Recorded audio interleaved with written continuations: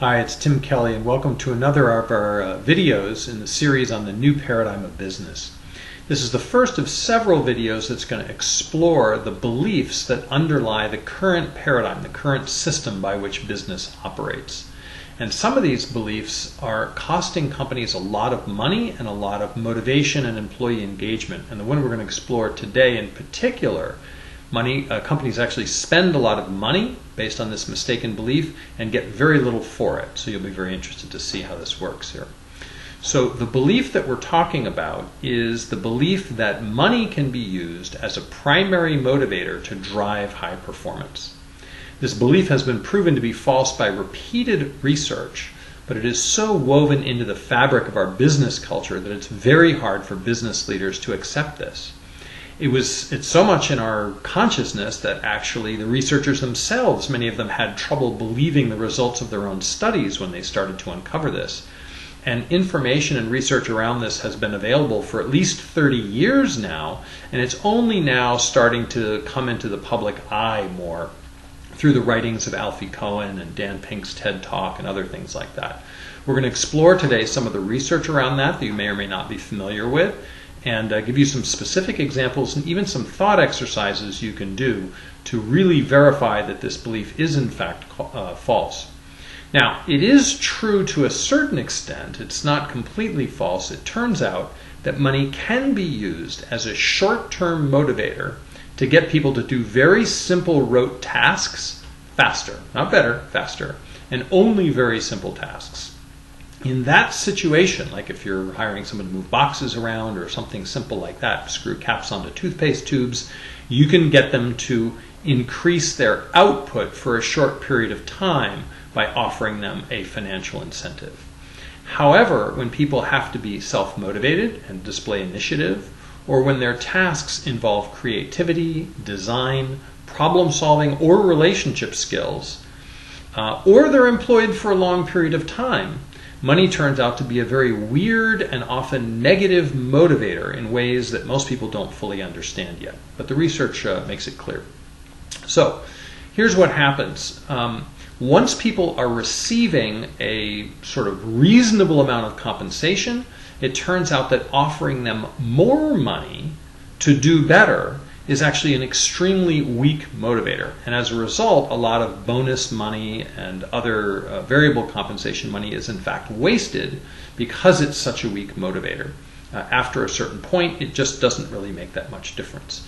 And the reasons for this are clear if you look at Maslow's hierarchy of needs, if you're familiar with that, that money primarily hits at safety and esteem. And once people have a reasonable amount of safety and esteem, then money ceases to be a very powerful motivator for them.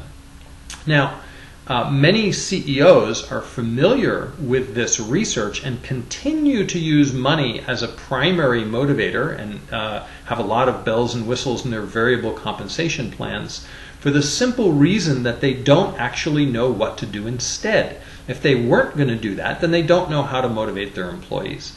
And when I consult to executive teams, we explore high-performance cultures that produce powerful motivation in people and which one might be the best fit for that organization.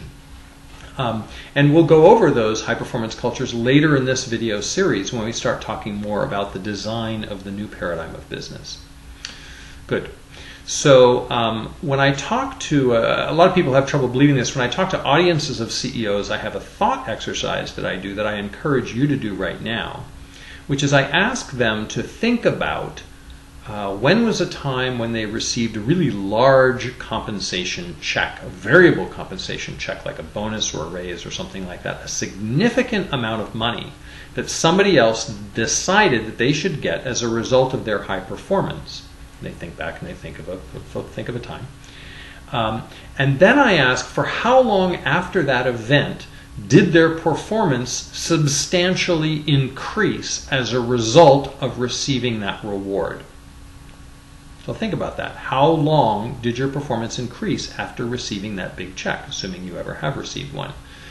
The answers vary from 0, no impact at all, to a couple of weeks. And there was one guy who said 6 months. This is out of hundreds and hundreds of people I've had do this thought exercise, many, many CEOs.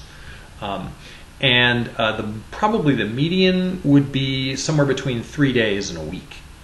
So we're talking about tens or even possibly hundreds of thousands of dollars in compensation that these people received that resulted in a change in their behavior for a matter of days. That is not a very effective way to spend money. Yeah. So another argument I've heard when I talk with audiences of CEOs about this is they say, well, some people respond to that. Some people really do come alive when you do that kind of variable compensation thing. And that's true.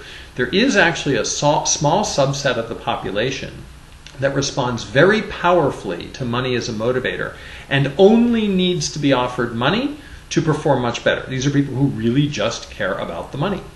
If you've ever managed somebody like this, it's actually a real pain because after you give them a raise or a bonus, a couple days later, they're back harassing you for more. And I've had some of the CEOs in the audiences I've talked to say that these people also can be very untrustworthy. There was one guy in particular who said, I always talked about how great variable compensation plans were because there was this one guy who, when we changed the compensation plan, he suddenly came alive and became such a top performer. But I always left out when I told the story that we had to fire him for embezzling from the company. Well, it turns out that if someone is truly only motivated by money and something else, that is a sign of attachment disorders, a particular psychological condition. That's something that people really need some help with. The rest of us, the vast majority of the population, care about money, but not to the exclusion of all else. And there are many other things that motivate us as effectively or more effectively than money does, assuming that we're making the basic amount of money we need to meet our needs.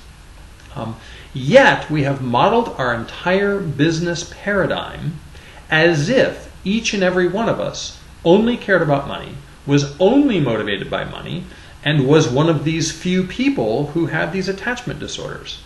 Well, that's a very odd thing to design the entire system around a particular dysfunction that most of us do not share. But this is one of those invisible beliefs that's threaded through the entire business culture and business paradigm. And one of the things we'll have to ask ourselves as we design the new business paradigm together is if money is not the best motivator, if it has a lot of negative side effects, and we haven't even gone into some of those side effects now in this video, if it has a lot of negative side effects as our primary fuel, what other fuel will we use to power business and drive performance if not money and money alone? We will explore this question more thoroughly in future videos. Thank you very much for joining us.